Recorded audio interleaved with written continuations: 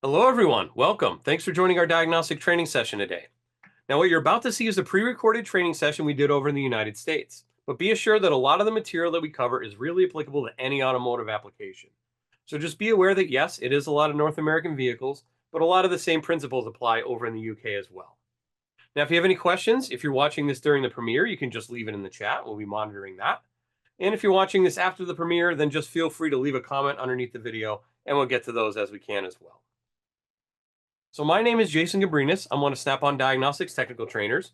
I've been in the training department since 2013, traveling around North America, helping techs and shop owners get the most out of their diagnostic equipment. Before I did that, it was a couple years as a diagnostic sales rep at Snap-on, so I had a group of about 30 different franchisees I worked with, as well as the shops that they service, in order to help everyone get the most out of their diagnostic needs. Then before I did that, it was 8 years at Subaru, so I worked in a dealership, and over time, I guess, I just became that default diag guy in the shop. So I always ended up having the drivability problems, the intermittent problems, the weird wiring problems that would show up on those cars. And that's really where I cut my diagnostic teeth, was trying to figure out all those weird head scratcher type cars that had come into my bay. Then before that, a bunch of other miscellaneous wrenching jobs. Been a little over 25 years under hood experience for me. So our topic today, we are continuing with our OEM-specific ADAS training that we've been doing through 2025. And by the way, this is the last video of 2025. And our OEM that we're going to teach about is Subaru. Now, Subaru, especially when it comes to ADAS and especially when it comes to scan tools, it is kind of unique and on an island of its own. And we'll talk through why that is here in a minute. But this video will also be a little bit different because I have done a couple of live ADAS calibrations on this that are recorded. So we're actually, instead of going live on the tool, we're just going to go live to the shop and see the pre-recorded walkthroughs that I did on a Forester. But before we get there, we still need to talk about our different vehicles. And one of the things that is very unique about Subaru is the eyesight system. So it has a stereo camera here. You can see these two. And some models even have a center camera as well.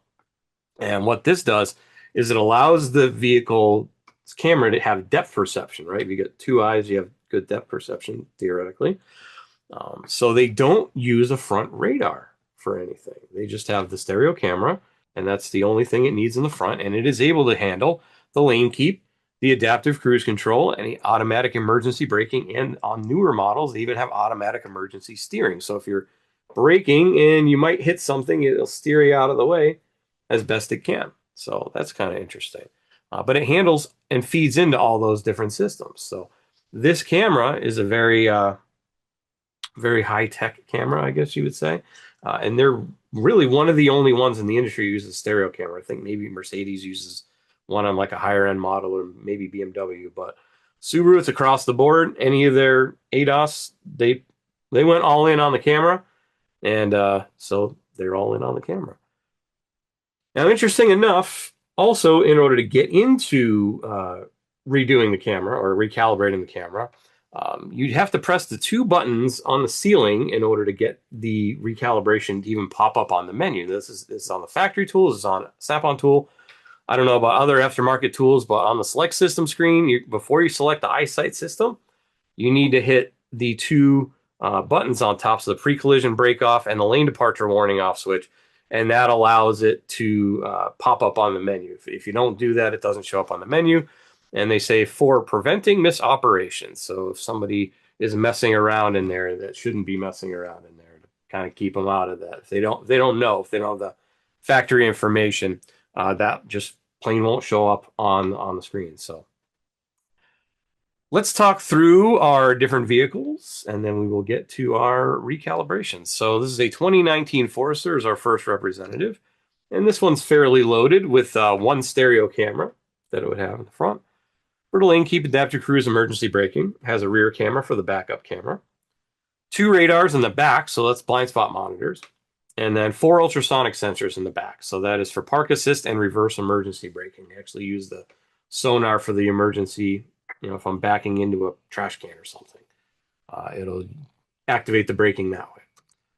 So front camera, it's a stereo camera, as we said. So you got the two cameras there, and it's in a little pod up in the front. Now, another thing you need to be really careful with these is if they get dust or cobwebs or anything like that, they will cause errors. So if anything gets in there, I know there's been a bulletin out before that like spiders would build spider webs and then it would work. So just be aware because everything is hinging on that camera. You just need to make sure that the port holes are clean, right? And that would be found in under the eyesight system, right? So we'd go in there. And another unique thing about Subaru is the way the simulator software works. It doesn't show you anything. So you actually have to be physically hooked up to a car to get these menus to produce. It's really weird how their computers talk to scan tools. But anyways, so that'd be in the eyesight system. You see also eyesight assist monitor. That'd be actually for the touchscreen, the video screen in the dash, right? So that's what that would be for. But eyesight would be where we would go, and then we would go into functional tests and go that way. You'll see that in the video here in a little bit. It does have I think one of the most interesting targets that they use for this. It looks like TV static, and I think they call it a random pattern is what they call it, right? And it's fairly sizable too. It's a screenshot out of the video where I hang it, but it's a decent size, probably about 3 feet wide. Rear radar, those are mounted to the bumper. Inside, not the bumper itself, not the bumper fascia, but the bumper beam in the back there. I actually had an interesting story on this that someone told me one day. They were trying to do a radar and they couldn't get the radar to reprogram. Finally, they ended up looking up underneath, and it was an aftermarket bumper, of course. And there happened to be a metal foil like sticker, shipping label or whatever. It happened to be right where the radar would have to fire through. So it's going to bounce off of that metal and go back to the radar, and it's just not going to work. You can't calibrate it that way. So they peel off the sticker and everything. It was a whole thing because they weren't the body shop that worked on it. So, but just be aware that could be a thing. And I suppose that could apply to any vehicle, and just so happened to be a Forester that someone was talking to me about. Anyways, mounted in the back, and it is a left and right. So if you want to get in the left side, you'll go in there. You want the right side, you go in there. Like I said, simulator doesn't show much other than codes and data. Sonar for the rear. That does not have anything that we need to do.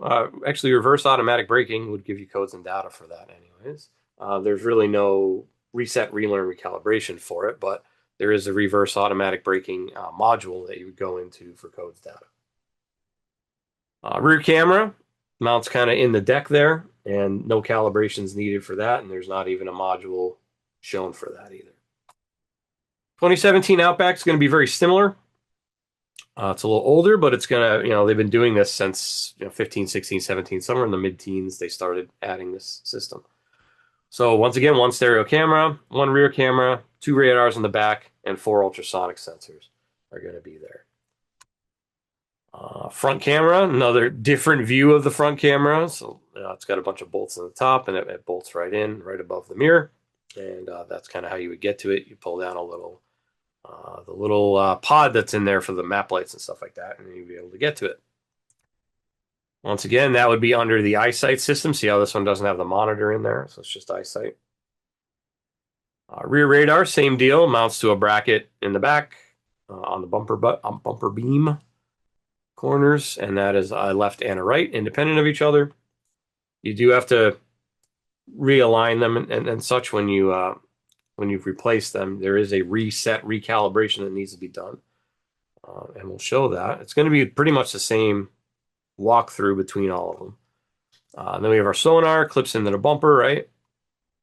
And that is for the reverse automatic braking, so that would be get codes and data for that. And then we have the rear camera, which mounts up underneath the deck lid there, as you can see. And then there's a little connector over here on the side, and you would replace it. No calibration needed on that. 2022 Crosstrek will be the newest one out of the batch we're going to talk about, and that one is pretty much the same, except this one has an extra camera in the front for like surround view for it. So it has an extra one in the front kind of under the emblem there, and then it still has the stereo camera up in the windshield, and then 2 radars in the back, 4 ultrasonic sensors. So here's the front camera up in the windshield area. We get a different view every single time, even though they're mounted exactly the same. They're the same part. Basically, I mean, maybe some of the covers might be a little different, but the cameras themselves are going to be the same. They're going to recalibrate the same. They're going to be mounted pretty much the same way. So that's once again eyesight system, and you would go in there. 360 cameras, like see there's the emblem there, so it's right under the emblem. No real calibration needed for that. There's not even a module listed for that. And then rear radar, once again, mounted to the bumper, left and right, back and side radar. That's going to be for your blind spot monitor, all that. And there's a recalibration for that. And then the sonar clips in the bumper, just like every other car in the world. And that one does have some codes and data. A couple of functional tests, like for the beep and things like that, but there's no recalibration for it necessary. And then the rear camera, once again, in the rear deck. So that brings us to our walkthrough videos. Like I said, I've done the front camera and I've done the rear radar. So first thing we'll do is the front camera. So we'll watch that and then we'll come back when that's done. ADAS, or Advanced Driver Assist Systems, becoming more and more commonplace on modern automobiles.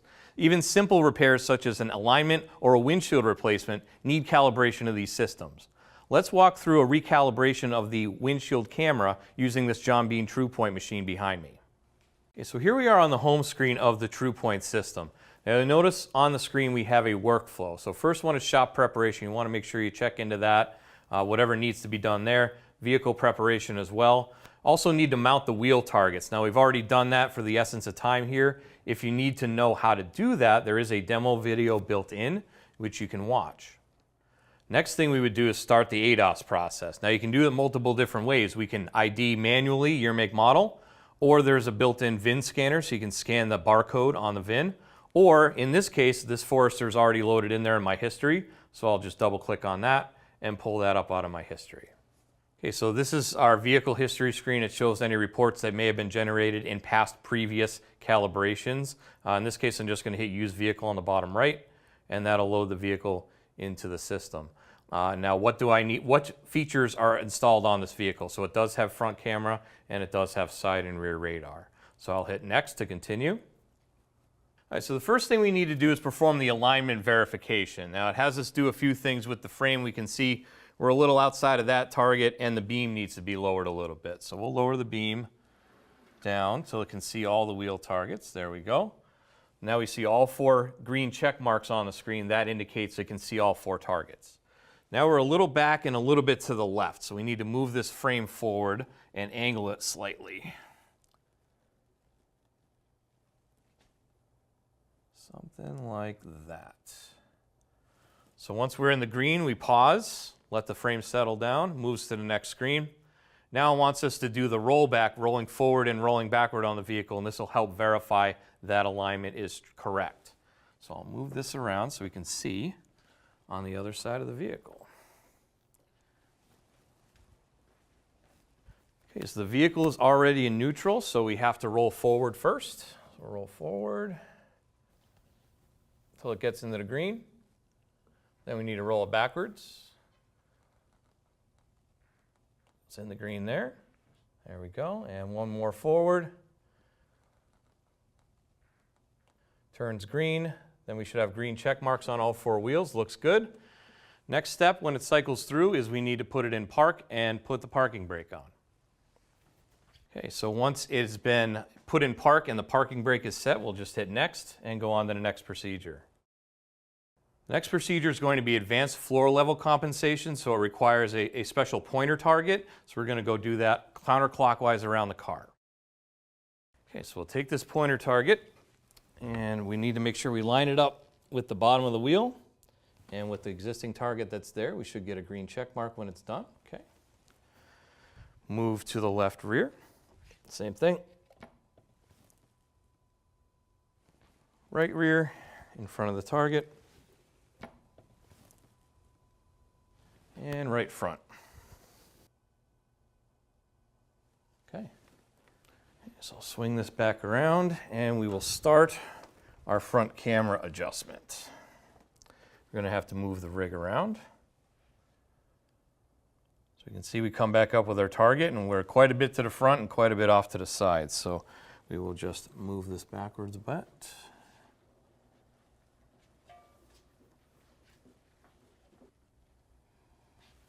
Okay, so once we get fairly close within the yellow circle, we can lock our wheels,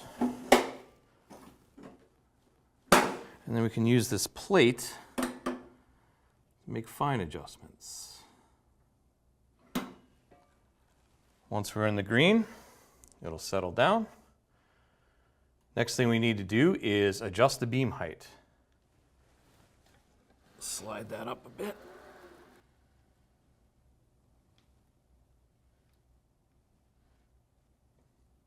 Right there. Let it settle. So once we have the frame in position, we have tells us what target we need to use. We need to mount our target to the frame. So we have an SUB FC01 is the target we're going to use. There's the snap-on part number under there. And then we need to position the target mounts. Now there's electronic linear sensors here on the sides of these frames. And all we need to do is use the screen. It'll tell us how far we need to go.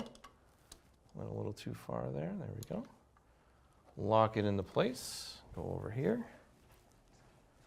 Same thing. Lock that one into place. And then we'll go grab our target.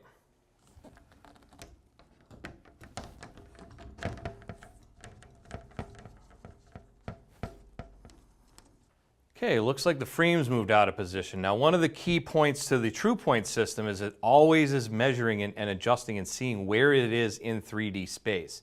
So it looks like we need to hit the back button and just double check our adjustments on the frame. So we'll go back to that front camera again. And we'll see where the target is. Okay, that's still in the green. So that's okay. Next screen, looks like it's just when I put the target on, it moved one of the brackets out slightly. So it looks like I need to move it just a little bit, 4 millimeters in, and that's where we need it to be. So now that my target is here, we'll hit next. And now it's time to hook up the scan tool. So we need to connect the calibration tool and start the ADAS recalibration procedure. And then when we're done, we can click the box that says the procedure is complete. Okay, so I have my Apollo D9 connected to the vehicle now. Now I'd like to note that any snap-on scan tool with the current software will be able to perform these types of calibrations on these vehicles. Just if you do need the targets, you would need the targeting system as well. I'm going to scroll down to the eyesight system, and it needs to ID the ECU. It's going to communicate. And then if we go down to functional test, that's where the calibration will be found. So on this screen, we have clear active lane keep system learning value and camera adjustment help. I don't actually have a function on this screen to be able to do an adjustment. So let's go into help and see if it will help. It says to access the camera adjustment functionality, you must exit this system and reselect the system while pressing and holding the pre-collision brake off and the lane departure warning off buttons on the camera cover or the lower left corner of the dashboard at the same time. The camera adjustment function will then appear on the functional test menu. So let's do that. We'll back out here, hit the back button one more time so we're out of the system. Hit those two buttons on the top, go back into the eyesight system, functional tests, and now there's my camera all adjustment mode replacement removal. Now before I need to perform this function, I also need to be out of the vehicle. So I just got to exit, and we'll just hang this out the window. So for camera all adjustment mode, it says replacement or removal. We'll select that. And it says when performing this procedure, the following conditions apply. Headlights need to be turned off. Vehicles parked on a level surface. All tires are inflated to the correct pressure. The vehicle does not have a load, including the driver or the passenger, so that's why we had to get out. The front wheels are set to the straight ahead position when the steering wheel is properly centered. And there's approximately 16 feet of flat level space in front of the vehicle. We'll continue. All of those functions are met. Set up the targets correctly with reference to the workshop manual or use the ADAS recalibration system. So we're using an ADAS recalibration system here, the TruePoint. So we'll hit continue. And it's going to do the procedure within the ECM. Okay, there we go. It says it's complete with a 94% accuracy rate, which it counts as a pass. So camera adjustment is successful. We're going to exit the test, turn the ignition off for at least 10 seconds to save the adjustment, and complete the procedure. So this was a static recalibration using the target, and then we also need to perform a dynamic recalibration by driving the vehicle down the road as well. Once we're done with that, we can also pull up an ADAS recalibration report that'll automatically generate in the tool. We can save it. It will save to the tool. It will also save to the Snap-on cloud for further sharing with customers, insurance companies, things like that. Okay, so now that we're done with the scan tool, we can come back over to the TruePoint, select procedure completed, and we are done. We'll hit next. And that's going to bring us to, if we want to select the next procedure, we can go and do so. Otherwise, the front camera is complete. All right, that's the front camera. So now let's bring it over to the rear radar. So that's definitely a different functionality when you're doing that, because it's got a different type of target. So we'll walk through that. ADAS, or Advanced Driver Assist Systems, have become very prevalent on most modern vehicles.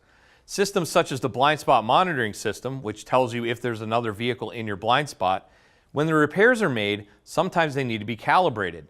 Now, sometimes it could be driving down the road, which we call a dynamic recalibration, or you may need a targeting system in the shop called a static calibration. So let's walk through an example static calibration on the blind spot monitor on the Subaru Forester here using the John Bean TruePoint system. Okay, so here we are on the home screen of the TruePoint system. Now notice on the screen we have a workflow. So first one is shop preparation. You want to make sure you check into that, whatever needs to be done there. Vehicle preparation as well. Also need to mount the wheel targets. Now we've already done that for the essence of time here. If you need to know how to do that, there is a demo video built in which you can watch. Next thing we would do is start the ADAS process. Now you can do it multiple different ways. We can ID manually your make model, or there's a built-in VIN scanner so you can scan the barcode on the VIN. Or in this case, this Forester is already loaded in there in my history, so I'll just double click on that and pull that up out of my history. Okay, so this is our vehicle history screen. It shows any reports that may have been generated in past previous calibrations. In this case, I'm just going to hit use vehicle on the bottom right, and that'll load the vehicle into the system. Now what do I need? What features are installed on this vehicle? So it does have front camera and it does have side and rear radar. So I'll hit next to continue. All right, so the first thing we need to do is perform the alignment verification. Now it has us do a few things with the frame. We can see we're a little outside of that target and the beam needs to be lowered a little bit. So we'll lower the beam down so it can see all the wheel targets. There we go. Now we see all 4 green check marks on the screen. That indicates it can see all 4 targets. Now we're a little back and a little bit to the left, so we need to move this frame forward and angle it slightly. Something like that. So once we're in the green, we pause, let the frame settle down, moves to the next screen. Now it wants us to do the rollback, rolling forward and rolling backward on the vehicle, and this will help verify that alignment is correct. So I'll move this around so we can see on the other side of the vehicle. Okay, so the vehicle is already in neutral, so we have to roll forward first. So roll forward until it gets into the green. Then we need to roll it backwards. It's in the green there. There we go. And one more forward. Turns green. Then we should have green check marks on all 4 wheels. Looks good. Next step when it cycles through is we need to put it in park and put the parking brake on. Okay, so once it's been put in park and the parking brake is set, we'll just hit next and go on to the next procedure. The next procedure is going to be advanced floor level compensation, so it requires a special pointer target. So we're going to go do that counterclockwise around the car. Okay, so we'll take this pointer target and we need to make sure we line it up with the bottom of the wheel and with the existing target that's there. We should get a green check mark when it's done. Okay. Move to the left rear. Same thing. Right rear in front of the target. And right front. Okay. Okay, I'll spin this around and now we can start our side and radar calibration. Tells us what we need. We need a stand, a target, where the target needs to be oriented, and a target adapter, and then mount the target. Now that's already set up in the back, so we'll just hit next. And we need to position the frame in the proper area. So we'll move it up a little bit. And once we get close, we lock the wheels. And we pedal.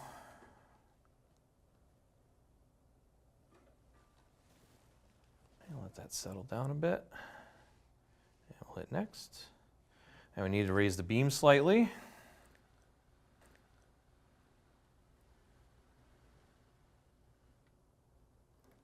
There we go. Let it settle. Next. And now we have to position our cone pointed at the rear corner of the vehicle. So I'm going to swing this around so I can see it better. We're doing the driver's side rear radar. Now, one of the other key points that it notes on the screen is you have to point it at the corner of the bumper, which is where the radar sensor is. Okay, we're in the green, so we can hit next. And then it's going to need to calibrate the height as well. Looks like I'm a little high, so I'll bring it down a smidge.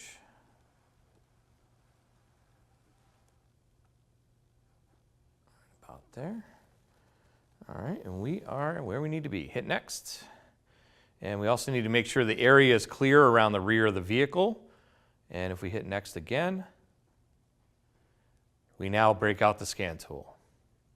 Okay, so we have the Apollo D9 connected to the vehicle in order to do the scan tool functions. Now, I do want to mention that any Snap-on scan tool, as long as it has current software, will be able to perform these functions across the board. So it doesn't really matter what Snap-on scan tool you have, Solus or a Modus or a Triton or an Apollo. Any of our scan tools will be able to do these functions. You just maybe need the targets like we set up before. So in this case, we'll scroll down and find we're doing the left side radar. So back inside radar left. Says we need to determine the ECU. And then we have codes, data, and of course functional tests. So it's listed under functional tests. We have actuator tests and our radar axis adjustment. That's where we're going to perform our axis adjustment. It says it requires a radar target. Attempting this test without a correctly placed target will result in clearing the axis alignment value and setting DTCs. So we don't want to do this. We don't want to proceed any further unless we have the target set up like we do. The system will be disabled until adjustment is completed successfully. Refer to service information for correct placement of radar target before beginning this test. So we have the correct placement referring to the TruePoint system. We continue. It turns on the radar and it says the alignment is successful with a 0-degree angle gap. Quantity of object reflection, 44 dB, which is considered good as well. We'll just hit continue. And exit the test, turn the ignition off to complete the procedure. Also generates a ADAS calibration report for us, so we can save this to the Snap-on cloud, and it will also save to the tool. This allows us to share these with customers or insurance companies for use for proving that we did the recalibration on the vehicle there. Okay, so last thing we need to do is come over to the TruePoint system and select procedure completed. Then we'll select next. Once we're done with that, we're going to come up with a done or exit, so we'll hit done. So now we're on the report screen. We have ADAS alignment recalibration report and an alignment and ADAS audit report. So that is a summarized report and a detailed report.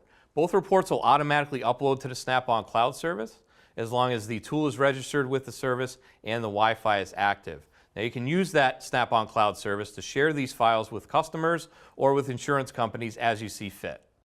All right, so that's the rear radar, and that concludes our session for today. And with that, that's our time here today. So make sure you tune in for new diagnostic content every week. We'll be premiering a new video every Wednesday at 7 p.m. UK time, so make sure to check it out here on our YouTube channel. Please make sure you also subscribe, thumbs up, and ring that little notification bell so you'll know anytime we post new content. With that, time for questions. Now, if you have any questions, once again, if you're watching this on the premiere, just leave it in the live chat and we'll do our best to answer those. Otherwise, leave a comment under the video and we'll get to those as we monitor those comments as well. So I'd like to thank you for taking a little bit of time out of your day to learning a little bit more about how you might be able to be more efficient at diagnosing vehicles using some of the information that we've been giving you today. Hopefully we'll see you next week, and we'll see you on any of our other videos. Have a good week, have a good night, and take care.